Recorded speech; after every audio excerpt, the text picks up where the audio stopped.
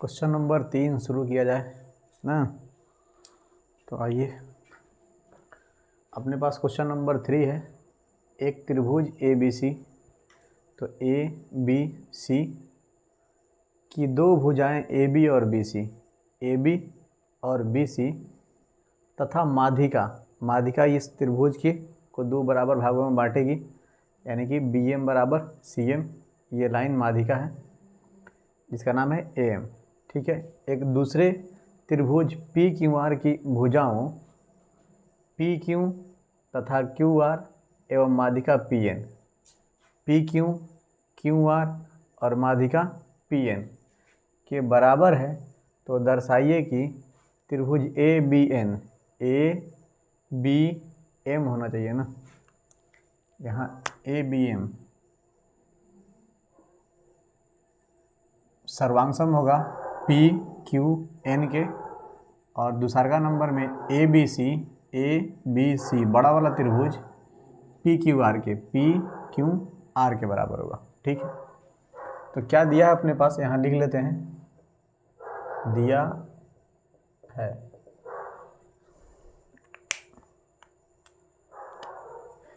A B और B C जो है, ए बी और बी सी पी क्यू और क्यू आर के बराबर हैं। तो ए बी बराबर पी क्यू और बी सी बराबर क्यू आर, ठीक है। और जो माध्यिका एम है ये किसके बराबर है, पी एन के, एम बराबर पी एन। ठीक है। तो हमको ये छोटा वाला जो त्रिभुज है, ये वाला और ये वाला, दोनों को सर्वांगसम करना है। सिद्ध करना है एक नंबर में ये चीज़, और 2 नंबर में आप यहाँ पे लिख लीजिएगा, हम नहीं लिख रहे हैं। अब शुरू करते हैं प्रमाण। अब थोड़ा देखिए कि बी सी क्यू आर के बराबर है और एम जो है माध्यिका है इसका, तो इसको 2 बराबर भागों में बांटेगी। अच्छा, क्यू आर का माध्यिका कौन है, मतलब मध्य बिंदु एन होगा, और ये लाइन जो है माध्यिका है। ठीक है। तो बी एम मतलब बी सी का जो आधा होगा बी एम भी हो सकता है और सी एम भी हो सकता है। ये सी एम और बी एम दोनों बराबर हैं, तो बी सी के आधा में हम बी एम को लिख सकते हैं या सी एम को लिख सकते हैं।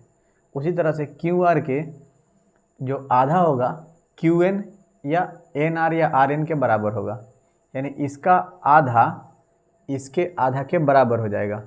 बी एम को क्यू एन के बराबर लिखा जा सकता है, क्योंकि बराबर का आधा भी क्या होता है, बराबर, और एम क्या है, माध्यिका है, तो बी सी को बराबर बराबर भागों में बांटेगी। सिंपल बात है।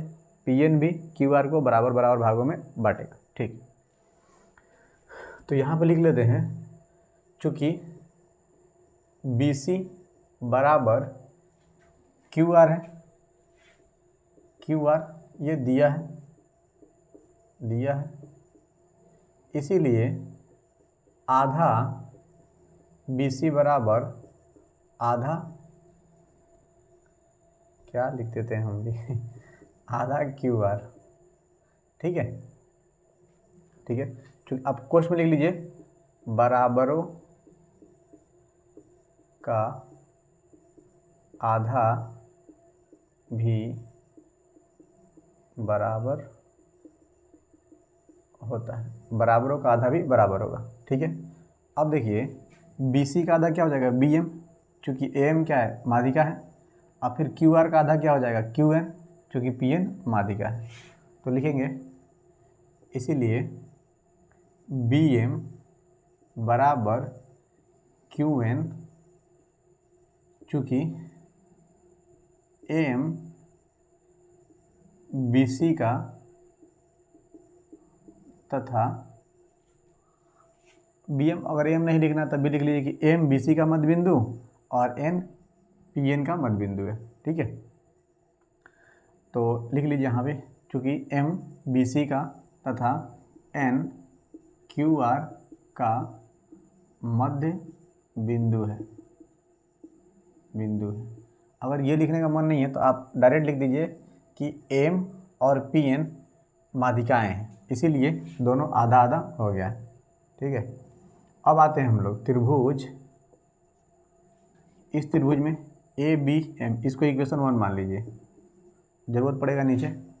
त्रिभुज ए बी एम और त्रिभुज पी क्यू एन में, इस त्रिभुज में और इस त्रिभुज में देखिए ए बी पी क्यू के बराबर दिया है, बी एम को क्यू एन के बराबर हम लोग निकाल लिए यहाँ पे।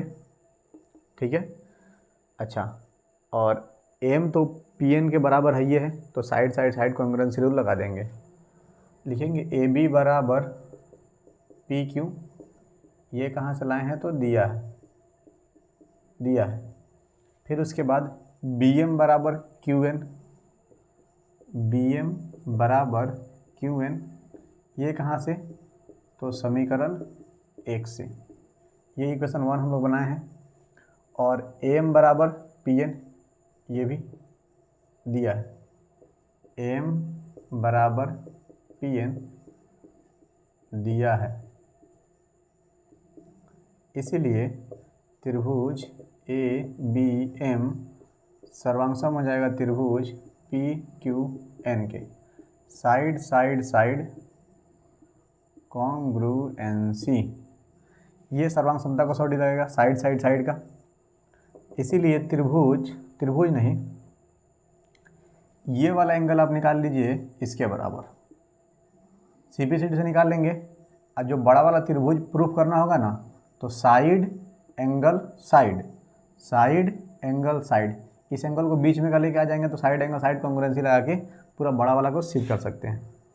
एंगल ए बी एम, या डायरेक्ट बी भी बोल सकते हैं क्योंकि एंगल एक ही बना है, एंगल बी बराबर एंगल क्यू, डायरेक्ट लिख देते हैं, एंगल बी बराबर एंगल क्यू हो जाएगा सी पी सी टी, इसको इक्वेशन दे दीजिए 2। यहाँ बना लेते हैं दूसरा का पार्ट। अब क्या करेंगे हम लोग,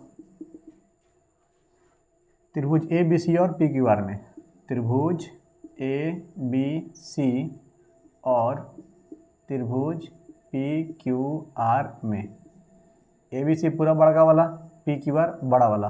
अब कुछ समय के लिए बीच वाला हटा दीजिए, ज़रूरत नहीं है, फिर भी कोई दिक्कत नहीं है, रहने दीजिए।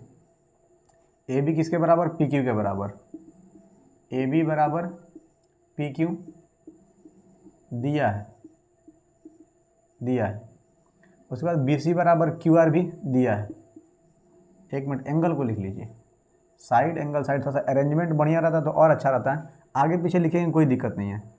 एंगल बी बराबर एंगल क्यू, ये कहाँ से तो समीकरण 2 में हम लोग प्रूव किए इधर, तो समीकरण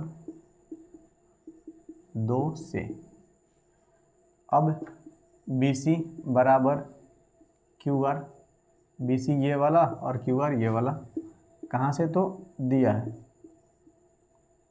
है, इसीलिए त्रिभुज ए बी सी सर्वांगसम त्रिभुज P Q R, side angle side congruency सर्वांग समता। तो यही करना था, ये प्रूफ भी हो गया।